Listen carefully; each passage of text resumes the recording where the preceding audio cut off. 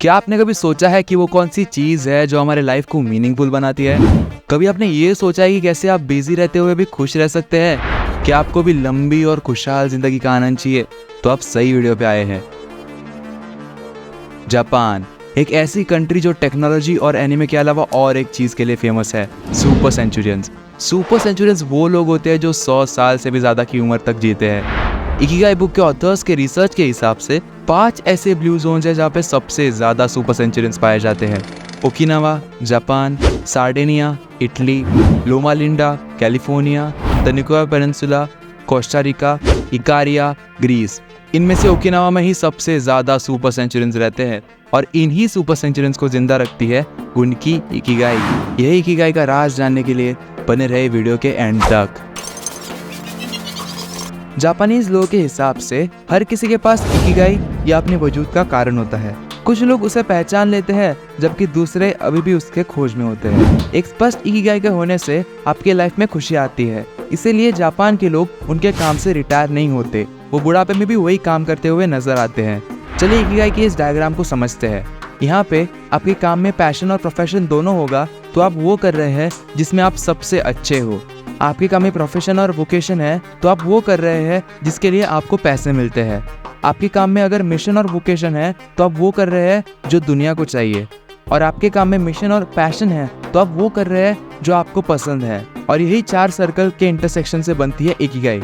जब आप इनमें से सब कुछ कर रहे होते हो एक साथ किसी एक काम में तो समझ लो वो आपकी इकिगाई है। एक एग्जाम्पल से समझते हैं। अमित एक टीचर है XYZ स्कूल में। उसको बच्चों को पढ़ाना बहुत पसंद है, उसके लिए उसको सैलरी भी मिलती है और जो भी वो बच्चों को समझाता है उनको वो सालों साल तक याद रहता है। इसका मतलब वो उसे काम में भी एक्सपर्ट है और यही बच्चे अमित से सीखकर आगे जाके बड़े इंसान बनते हैं।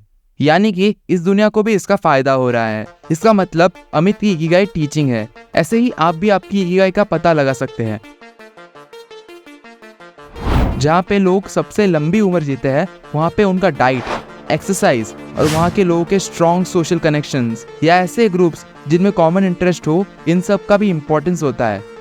उनकी ये भी मान्यता है कि 80% पेट भरने तक ही खाना चाहिए, क्योंकि पेट भर खाओगे तो उतना टाइम ही खाना डाइजेस्ट होने को लगेगा, जिसकी वजह से ना तो ढंग से सो पाओगे और ऊपर से हैवी भी फील होगा। तो जैसे ही लगे कि आपका पेट भरने आया है, खाना बंद करें। जब बात आती है सेहत की, दिमाग और शरीर दोनों का भी इम्पोर्टेंस होता है। आपके दिमाग को एक्सरसाइज करवाने के लिए आपको अपने कंफर्ट जोन से बाहर निकलना पड़ेगा। हर कोई हमेशा यंग रहना चाहता है, पर हमेशा यंग रहने के लिए आपको ये कुछ टेक्निक्स अपनानी पड़ेगी, जैसे कि कुछ ना कुछ नया सीखते रहना, खेलते रहना, दूसरों से इंटरेक्शन बढ़ाना। आजकल ज्यादातर सेहत से जुड़ी समस्याएं स्ट्रेस से आती है। तनाव, डिप्रेशन, चिड़चिड़ापन, नींद ना आना, घबराहट, इन सब का कारण मोस्टली स्ट्रेस ही होता है। इससे बचने के लिए कोशिश करें कि ज्यादा से ज्यादा प्रेजेंट में रहे और मेडिटेशन की प्रैक्टिस करें। इसके अलावा ज्यादा समय बैठना भी हमारी सेहत के लिए हानिकारक है। कुछ रिसर्च के हिसाब से जो इंसान लाइफ में सबसे ज्यादा टाइम बैठे रहता है उसको बीमारी होने के चांसेस सबसे ज्यादा होते हैं। हाइपरटेंशन और मोटापा उन्हीं में सबसे ज्यादा पाया गया है जो दिन में सबसे ज्यादा टाइम बैठकर बिताते हैं। इसलिए एक दिन में कम से कम 20 मिनट चले, लिफ्ट के बजाय सीढ़ियां चढ़े, टीवी देखने के बजाय कुछ एक्टिविटीज करे, जंक फूड को फलों से रिप्लेस करे, 8 घंटा रोज सोए और बच्चों या पालतू जानवरों के साथ खेलते रहे। याद रखें कि वो लोग जो सबसे लंबी उम्र तक जीते हैं उनमें एक पॉजिटिव एटीट्यूड और एक हाई इमोशनल अवेयरनेस होता है। लोगोथेरेपी एक ऐसी साइकोलॉजी का स्कूल है जो आपको जीने का एक कारण ढूंढने में मदद करता है। हमारी जिंदगी का मीनिंग कभी बनाया नहीं जाता, उसे ढूंढा जाता है। एक ज़ेन बुद्धिस्ट थेरेपिस्ट शोमा मोरिटा ने जापान में एक पर्पस सेंट्रिक थेरेपी बनाया। उनकी थेरेपी का फोकस उनके पेशेंट्स को इमोशंस एक्सेप्ट करना सिखाना था, बिना उन्हें कंट्रोल किए। इसके पीछे की आइडियोलॉजी ये थी कि उनके फीलिंग्स उनके एक्शंस के साथ चेंज होती है। मोरिटा थेरेपी के 3 बेसिक प्रिंसिपल्स है। 1, मुझे पर्सन एक्स से क्या मिला है। 2, मैंने पर्सन एक्स को क्या दिया है। और 3, मैंने पर्सन एक्स को क्या प्रॉब्लम्स दी है। ये विचार हमें अपनी जिम्मेदारी बढ़ाता है और हमें ये महसूस कराता है कि हमारे प्रॉब्लम्स का कारण हम खुद है। फ्लो एक ऐसे स्टेट को रिफर करता है जिसमें पूरा मन और ध्यान एक टास्क में लीन हो जाता है, बिना सोचे या बिना डिस्ट्रैक्शंस के।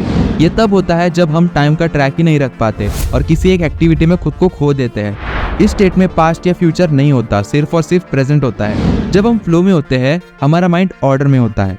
फ्लो को पाने के 7 कंडीशंस है। 1, ये पता होना कि क्या करना है। 2, ये पता होना कि कैसे करना है। 3 ये पता होना कि आप किस तरह से कर रहे हैं।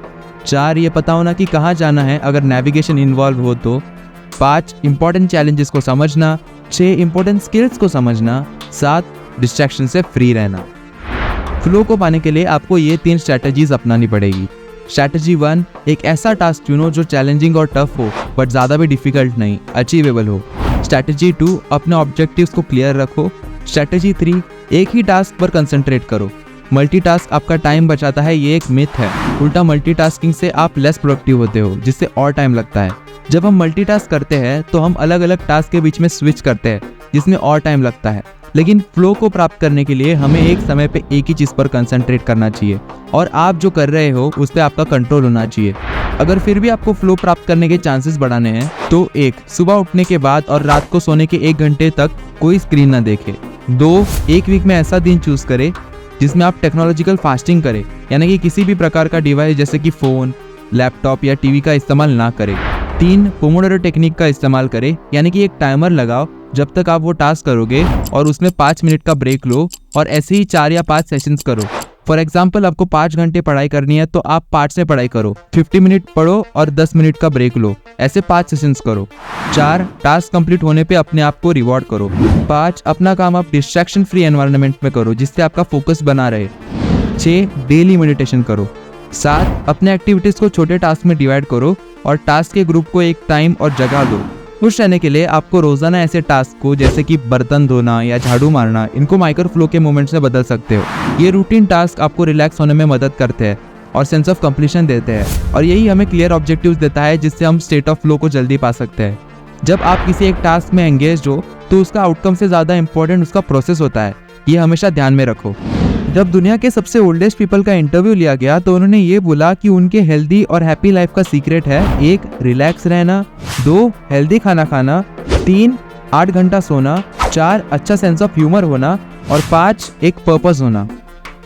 अगर आपने यहाँ तक वीडियो देख ही लिया है तो इस वीडियो को लाइक करके और चैनल को सब्सक्राइब करके आप मुझे सपोर्ट भी कर सकते हैं, 2 सेकंड भी नहीं लगेंगे।